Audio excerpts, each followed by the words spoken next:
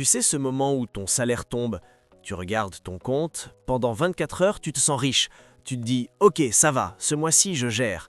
Et puis, loyer, abonnement, courses, essence, 2 restos parce que bon, j'ai bossé dur, une promo en ligne, une facture oubliée, et 10 jours plus tard, tu surveilles déjà ton solde. Tu travailles, tu payes tes impôts, tu fais comme tout le monde, et pourtant rien n'avance.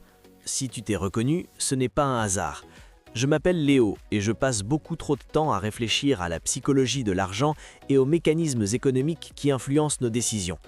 Si tu fais partie de ceux qui gagnent correctement leur vie, mais qui ont l'impression de ne jamais vraiment avancer financièrement, pense à t'abonner et à mettre un pouce bleu si cette vidéo t'aide. Aujourd'hui, on parle d'un sujet inconfortable.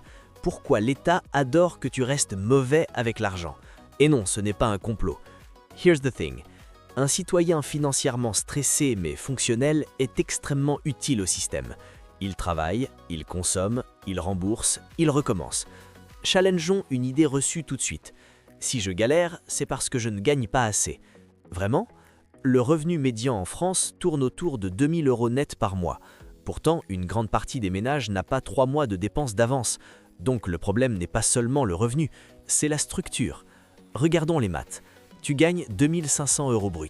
Il te reste environ 1 950 € net. Sur ces 1 950 €, tu dépenses environ 1 600 €. Sur 1 600 €, environ 20% partent en TVA. Ça fait 320 € par mois, 3 840 € par an. Ajoute impôt sur le revenu, taxes carburant, assurance, frais divers. Plus tu consommes, plus le système perçoit. Maintenant, imagine 2 profils. Profil A, il dépense tout, aucun investissement, chaque euro repart dans l'économie. Profil B, il investit 300 € par mois, il réduit sa consommation. À court terme, lequel alimente le plus la machine? Exactement. Here's what most people don't realize. Une économie moderne tourne grâce à la vitesse de circulation de l'argent. Un citoyen qui consomme constamment est parfait pour ça. Un citoyen qui accumule des actifs ralentit cette vitesse. Ce n'est pas mal, c'est structurel. Maintenant, parlons psychologie. Ton cerveau adore le court terme.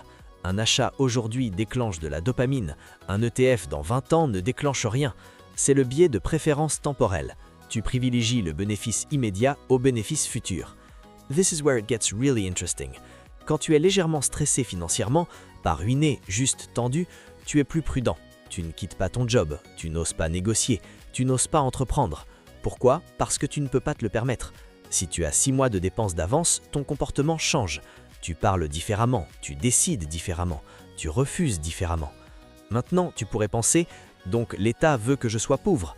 Non, un État veut une population productive et stable, mais indépendante financièrement, pas nécessairement prioritaire. Regardons la dette des ménages. Des millions de personnes ont un crédit immobilier sur 20 ou 25 ans. Encore une fois, ce n'est pas mauvais, mais ça crée une obligation structurelle de revenus. Et un revenu obligatoire égale stabilité. Prenons un exemple simple. Tu investis 300 € par mois à 7% par an. Sur 25 ans, environ 235 000 €. Tu as investi 90 000 €. Le reste, ce sont les intérêts composés. Si tu ne le fais pas, ces 300 € partent dans consommation. 90 000 € injectés dans l'économie. Tu vois la différence? L'école ne t'apprend pas ça. On t'apprend à être employable, pas à être libre. On t'apprend à produire, pas à capitaliser. Now, you might be thinking, donc je dois arrêter de vivre? Absolument pas. Le but n'est pas de devenir extrême, le but est de devenir stratégique. Voici 5 actions concrètes. Décide d'un taux d'épargne fixe, minimum 15%. Investis en premier, pas en dernier. Automatise les virements, enlève l'émotion. Construis 3 à 6 mois de dépenses d'avance, ça change ton stress. Utilise les enveloppes fiscales adaptées. Optimiser légalement est une compétence. Investis dans tes compétences. Plus de revenus égale plus de capacité d'investissement. Here's what most people don't realize. Le vrai piège, ce n'est pas la pauvreté, c'est le confort stable. Un salaire correct, un crédit, un peu de découvert, des vacances financées à crédit. Pas assez mal pour changer, pas assez bien pour être libre. C'est la zone parfaite pour rester bloqué. La liberté financière, ce n'est pas être millionnaire, c'est combien de mois tu peux vivre sans revenu. 1, 2, 12, c'est ça la vraie question. L'État n'est ni ton ennemi ni ton sauveur, mais le système fonctionne très bien si tu consommes, rembourses et recommences. Ta liberté, elle, est ta responsabilité. Si tu restes mauvais avec l'argent, tu es prévisible. Si tu deviens bon, tu as des options. Et les options, c'est le pouvoir. Alors pose-toi cette question. Est-ce que je finance ma liberté ou est-ce que je finance uniquement le système?